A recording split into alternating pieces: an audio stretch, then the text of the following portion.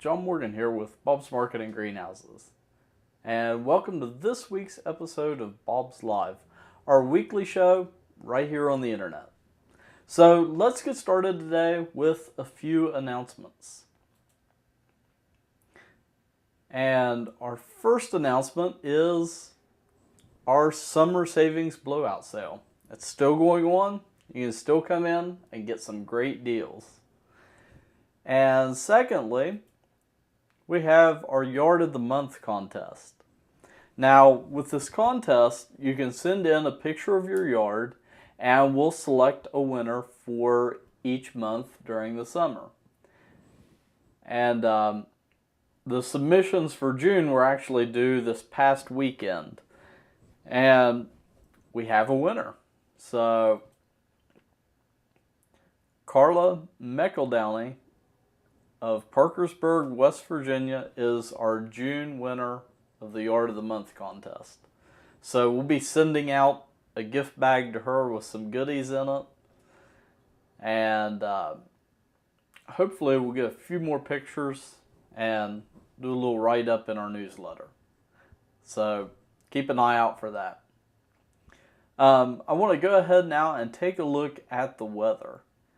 And thank goodness it's hot, like very, very hot, but it's not like the weather we had last week that we're still, recovering from.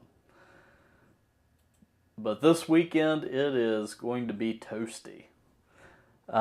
Tomorrow we're looking at a high around 102 to 103 degrees and a heat index up around 110. So if you don't have to go outside, tomorrow sounds like a great day to stay inside next to an air conditioner.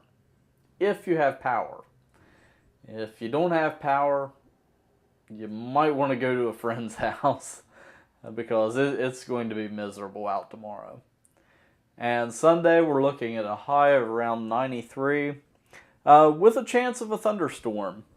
And with this tropical heat that we're having, there's always kind of the chance of pop-up afternoon showers and late night showers. And moving on into Monday, we finally cool off a little bit down into the mid-80s, which compared to the weekend, it's going to be like a cold snap, I guess. But again, on Monday, we're going to have a lingering chance for some showers and thunderstorms during the day. And Tuesday, we're looking at a high of around 87. And possibly Tuesday and Wednesday night or early morning, some rain showers are going to be kind of around. It's going to be hit and miss at most, whether you get rain or not. And then on Thursday, that's probably the coolest day next week. We're looking at a high of around 85. And now let's take a look at some national weather and some national weather maps. And right now there is an excessive heat watch out for us. So I think right now we're under a heat advisory, but tomorrow is when the excessive heat watch is in effect. And if we take a look at the maps here, this is the whole area right now that's under that watch.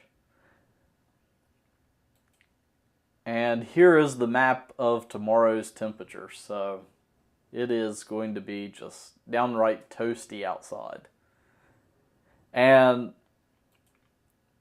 of course, you want to consider some heat safety tips if you're going to be outside working in this. I'm planning on working on a little painting project tomorrow. But you want to drink plenty of fluids. Also, you want to take frequent breaks. So only be outside 10 to 15 minutes at a time if you're outside working. And then go in and take a break for a little bit. It's a Saturday. It's a time to rest. So take frequent breaks. Of course, wear sunblock. Let me go back to a map here. This is the UV index today, and tomorrow it's going to be about the same. So we're up pretty much as far as you can go on the scale. So if you don't have sunblock on, you'll definitely get burned if you're going to be out in the sun. And of course, stay inside if possible. So, if you don't have to be outside tomorrow, don't go. And of course, plant safety. Your plants need to deal with the heat also.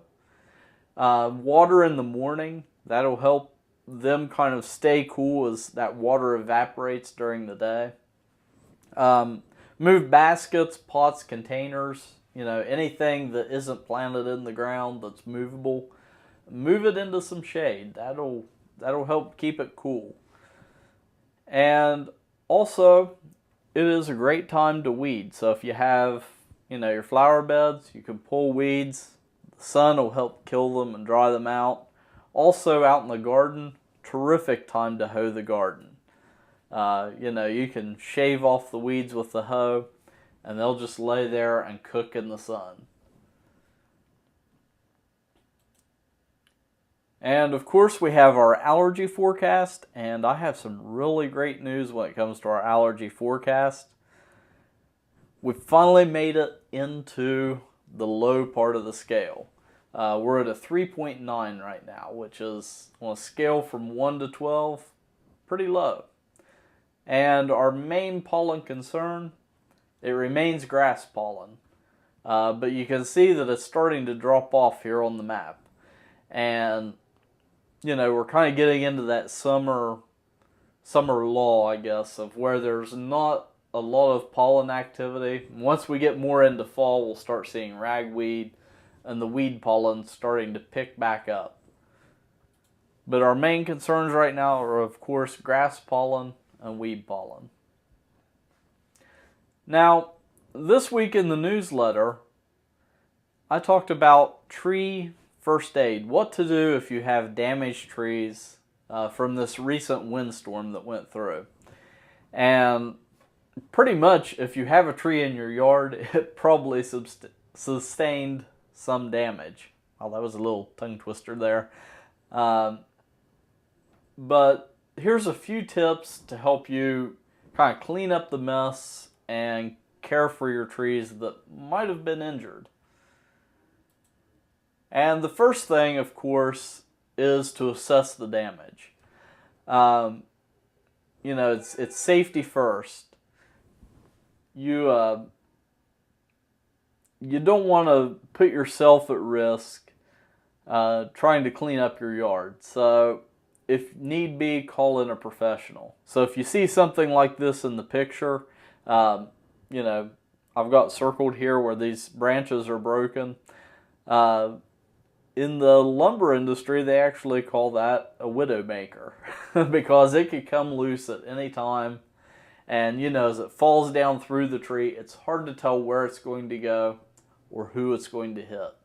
So in a case such as that, you might be better off calling a professional than trying to tackle it yourself.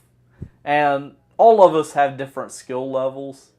If you've never used a chainsaw before, you might want to call a professional.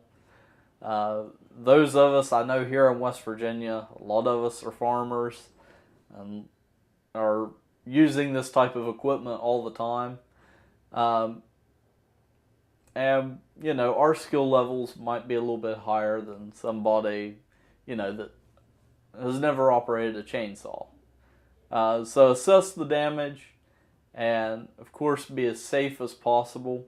And if power lines, phone lines, cable, anything like that is involved, just stay away from it and call in the professionals. And, of course, some considerations. When you're pruning damaged trees, be conservative. You don't want to over prune. That can actually do more damage than good on the tree. Especially this time of year. For most trees, this isn't the time of year to be pruning.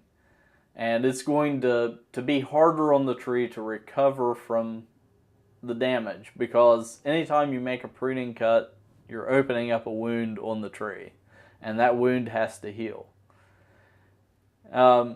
Also, if the tree sustained a lot of damage, give it a little while after you do the initial cleanup and the initial pruning but wait to decide on removing it.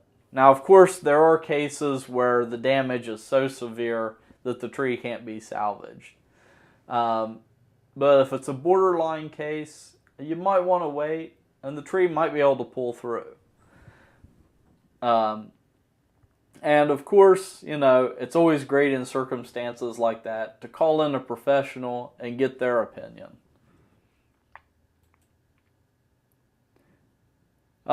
Also, leaning trees. If you have a large tree and it's leaning because of wind, it's most likely a sign of root damage. Either the roots have pulled loose or snapped or something to that effect. And for larger trees, it's harder for them to recover from that type of damage.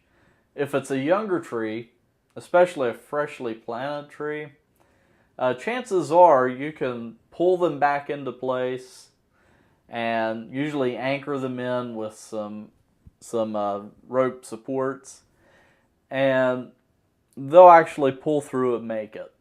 So again, depending on the age of the tree, whether it's salvageable or not is kind of dependent on the damage, but also it's another case where you might want to call in a pro and have them take a look at it.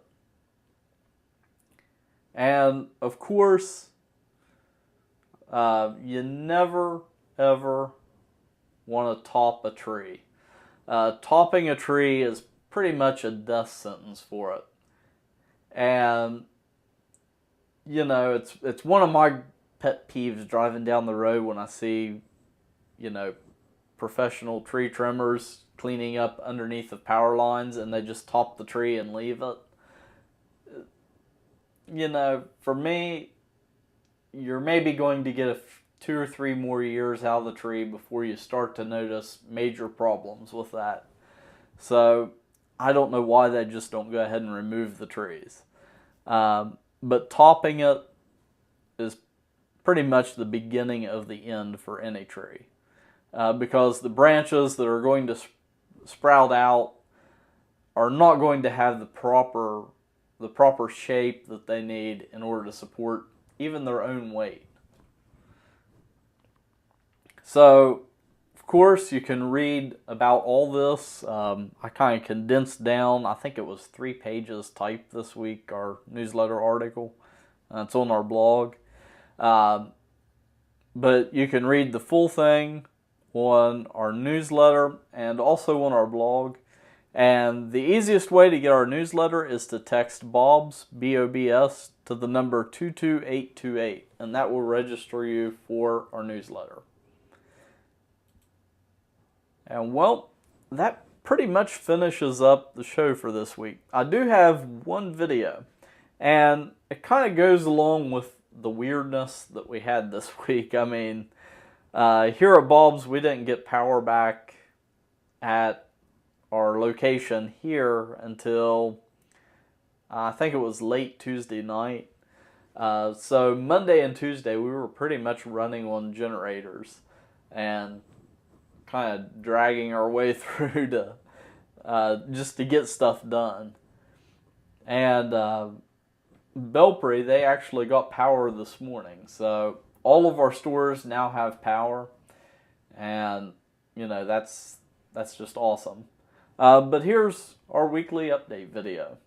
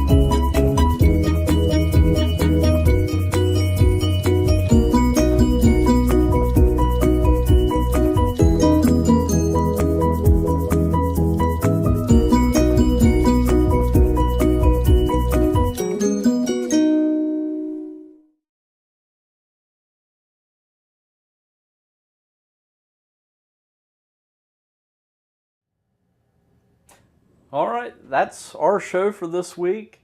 I'll see you next week here at 4 p.m. So, see you later.